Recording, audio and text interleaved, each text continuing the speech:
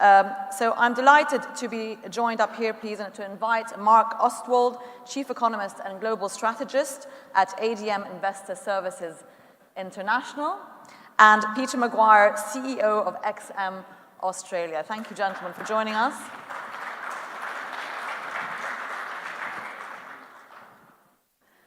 And your handheld mics should be working there if you just switch them on when it's your turn. Thanks very much, gentlemen. So I'll ask Emma to put up the first survey question for us. There you go. Brent crude oil has averaged at around $84 a barrel in the first 9 months of this year.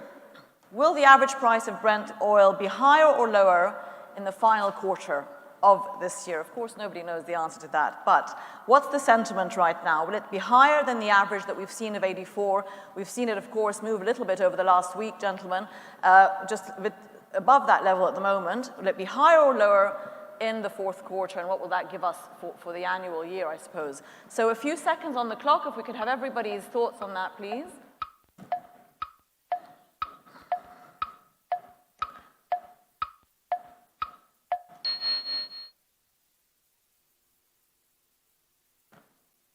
Okay, well, we're in a bullish sentiment in this room, 82%, pretty categorical there. Peter, I'll go to you first. Surprised, how did you vote, why? Well, good morning.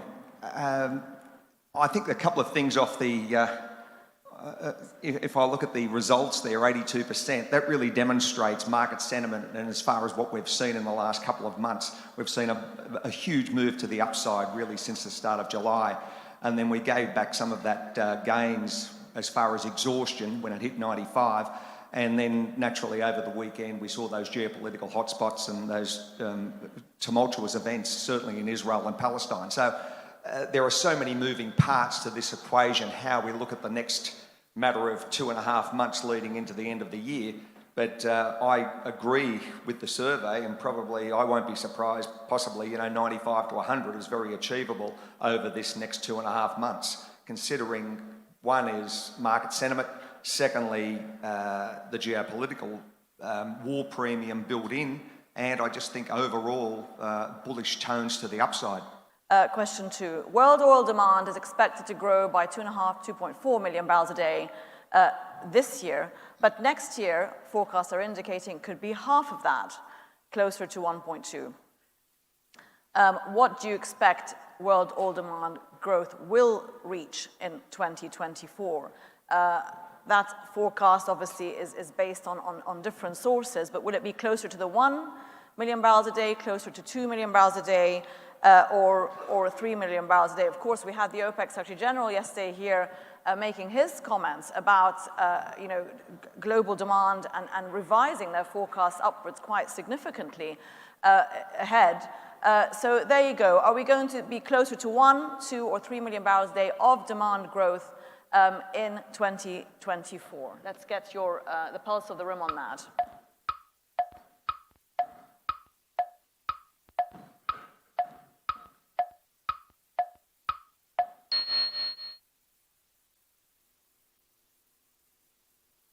Okay, well, there you go. The majority are between 1 and 2, so we can say 1.5, which brings us about to that 1.2 level. Okay, Peter, on the demand, so supply side, key, obviously there's some little bit of extra capacity there that OPEC has created this year that it could obviously help with next year. And of course, we have the other new non-OPEC supply always coming on. But on the demand side, Peter, oil, we keep talking about when will we see demand destruction, at what price will that happen? But is that the problem, the $90 mark, or is actually the interest rate macro policy, is what's going to really impact real demand at the end of the day? So what happens there rather than purely what we see on the oil price?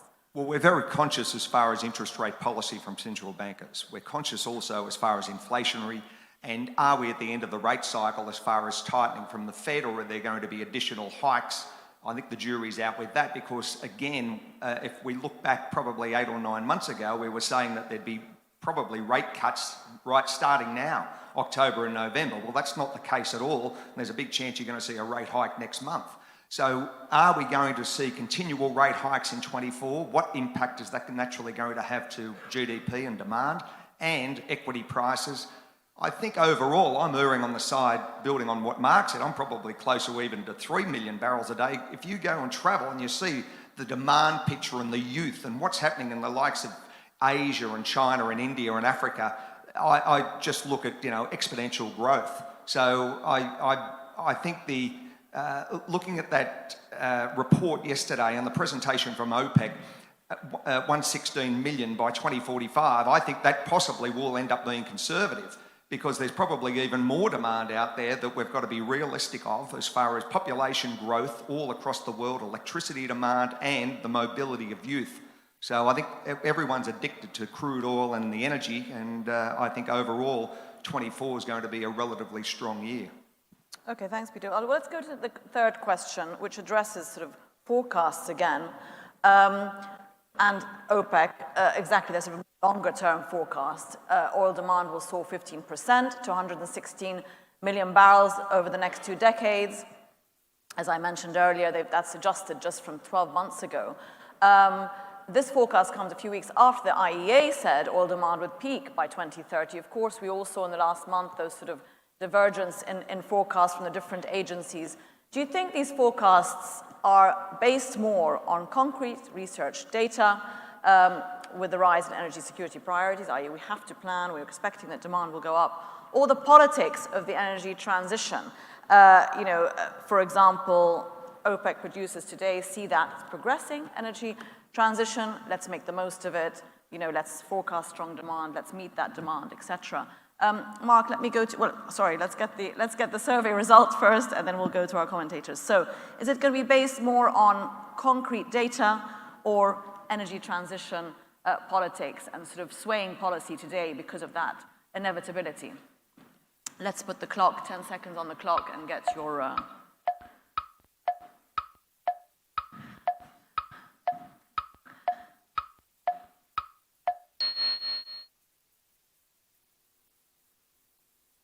Wow, that's an interesting result. Peter, your thoughts on the question? Yeah, well, it certainly surprised both Mark and I, because we mentioned we thought that it'd be probably, erring to the upside, 68 to 70% on the research data. So it's certainly surprised us. When we look at this, I think the realisation is it'd be interesting to look at the metrics and the voting of the cohort here, and are they with a European slant versus an Asian slant in their sense of how they're biased. And so there's always, you look at the numbers and, the quantitative research to determine where you see the data. But I've got to say that we are very much in a differing world. I think the mood in Asia is one of very much a different mindset to certainly Europe. And if I look at the likes of Indonesia and big populations, Malaysia and certainly China and India, it makes up such a huge component of world population, and that can't be dismissed, and emerging economies like Africa as well and South America. So I think that when I look at the consumption patterns, I take on board what those, the views and the data sets. I've got to be very mindful that it's easy to get it wrong, quite simply because we're looking at current data and there are so many inputs that need to be considered to try and get to that end result. So I still err on the side that 116 million is going to be, I think, a conservative number moving into 2045, and population growth is going to be enormous, as we all very well know, and they all want mobility. Of course, and with, and again, even at these prices, or is inflation taking care of that? Well, the price is the price, and we've got to be conscious of that, and it's a lot cheaper than it was in 2008, in the sense where we were at $140 odd a barrel, and now we're only at 85.